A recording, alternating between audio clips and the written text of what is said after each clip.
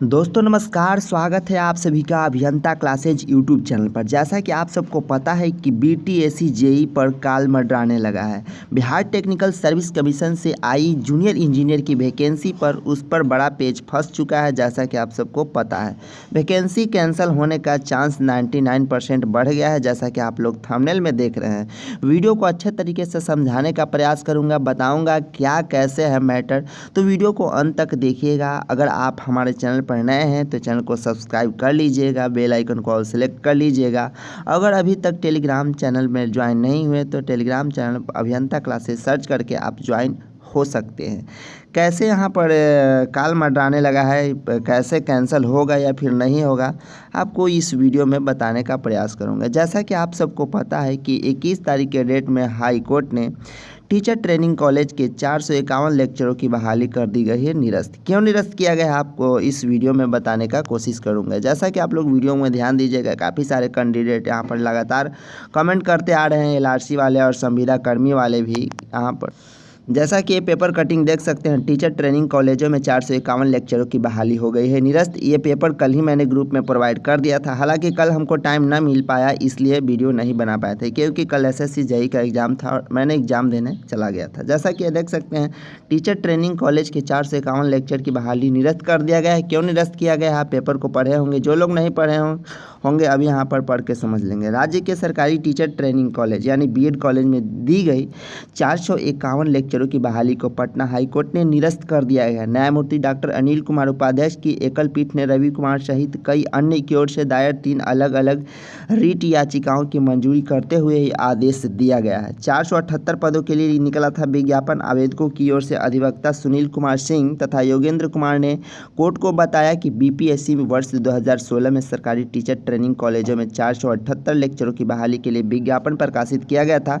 विज्ञापन में विकलांग छात्रों को ट्रेनिंग होने के लिए 68 समावेशी शिक्षा के लिए पद रखे गए थे, लेकिन इन पदों के लिए योग्य उम्मीदवार की नियुक्ति नहीं हो गई थी। यहाँ तक कि प्रकाशित विज्ञापन में कोई बदलाव नहीं किया गया। कोर्ट ने इस मामले में बार बार सरकार को जवाब दाखिल करने का मौका दिया। जैसे कि अभी बीटीएससी में लगातार कोर्ट ने यहाँ पर काउंटर एफिडेविट जमा करने को कहा जा रहा है, लेकिन अभी तक जमा नहीं हो पाया। 12 मार्च को जमा करना था, 12 मार्च को वहाँ पर सुनवाई करना था, उससे पहले नहीं जमा कर पाया। फिर एक मौका दिया गया है 19 अप्रैल तक जमा करने का काउंटर एफिडेविट। वहाँ पर भी अगर नहीं होता है तो आगे क्या होगा उसके लिए जिम्मेदार होंगे आप लोग और बीटीएससी जिम्मेदार हो। लेकिन अदालत आदेश के आलोक में जवाब दाखिल नहीं किया गया। अंत में कोर्ट ने पूरी बहाली को ही निरस्त कर दिया गया है, जैसा कि बीटीएससी को भी ऐसा करने पर मंजूर हो सकता। तो यहाँ पर जो टीचर ट्रेनिंग की लेक्चरों की बहाली आई थी उसमें लगातार हाई कोर्ट ने ये जवाब मांगा था, लेकिन जवाब नहीं जुटा देने के कारण से हाई कोर्ट ने डायरेक्ट क्या किया है, बहाली को ही रद्द कर दिया, निरस्त कर दिया। तो बीटीएससी को भी ऐसा हो सकता है, लेकिन आप लोग कुछ करेंगे तो नहीं भी होगा। जैसा कि कुछ लोग लगातार कमेंट करते हैं, जैसे अमीन वाले कमेंट करते हैं, जो अमीन में कार्य कर रहे हैं या फिर जो संविदा कर्मी है, पीआरडी वगैरह में जो काम कर रहे हैं, वो लोग का मानना है कि बीटीएससी जो है अभी हमको कोई मतलब नहीं है, मैं तो काम कर रहा हूँ। अमीन वाले कहते हैं, और जो संविदा कर्मी हैं कमेंट करते हैं, इसलिए मैं जान पाता हूँ। कहते हैं कि जब मैं काम कर रहा हूँ मुझे पैसा मिल रहा है, मुझे कोई मतलब नहीं है कभी भी कंप्लीट हो या ना हो।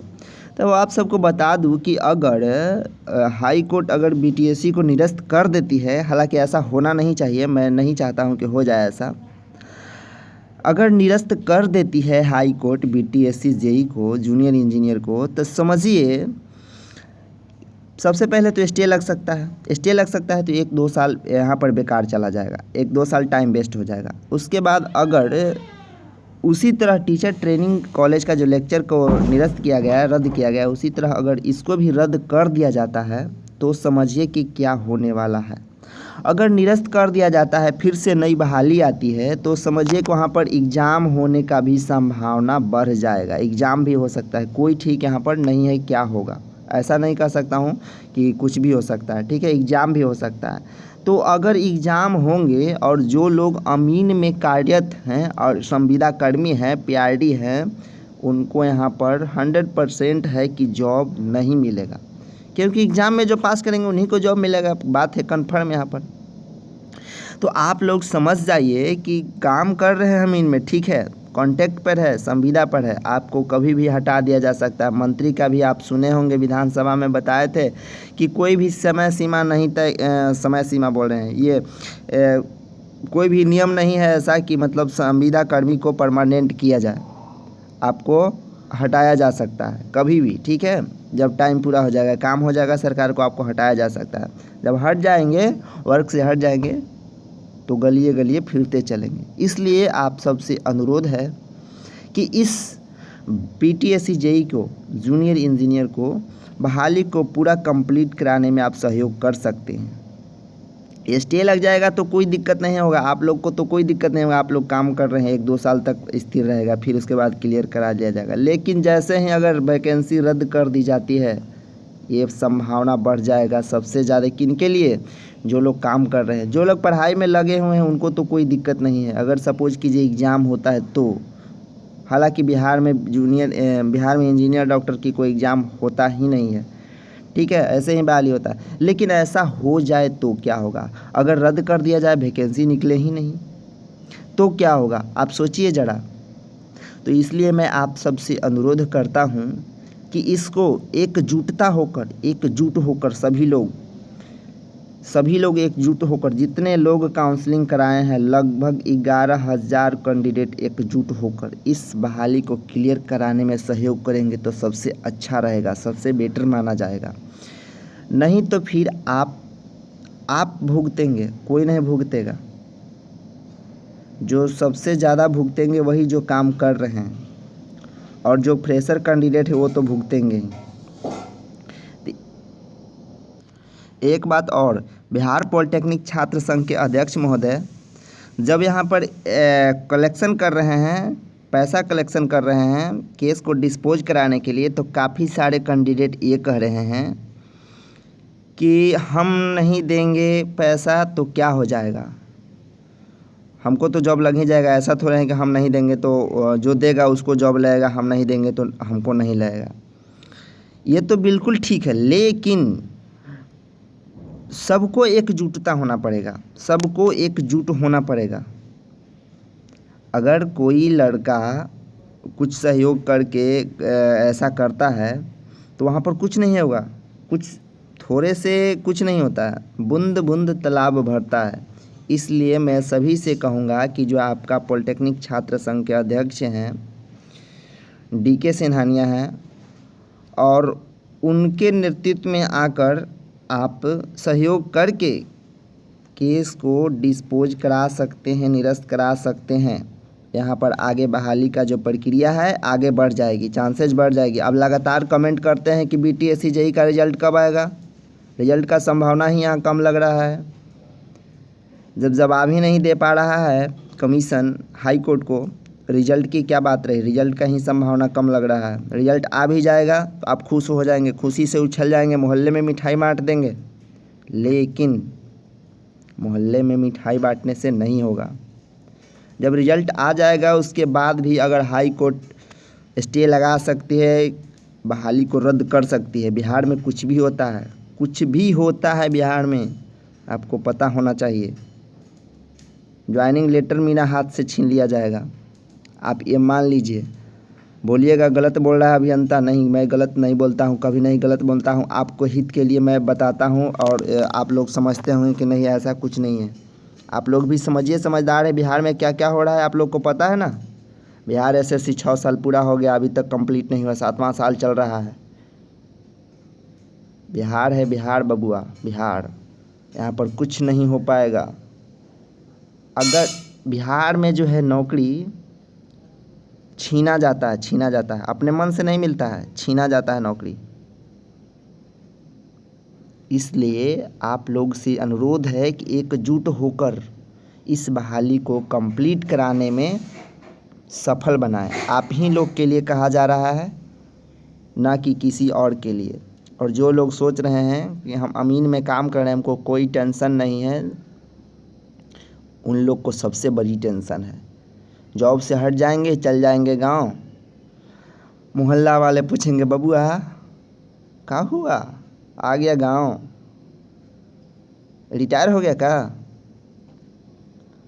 तब क्या जवाब दीजिएगा आप? ज़रा सोचिए, सोचने वाली बात है।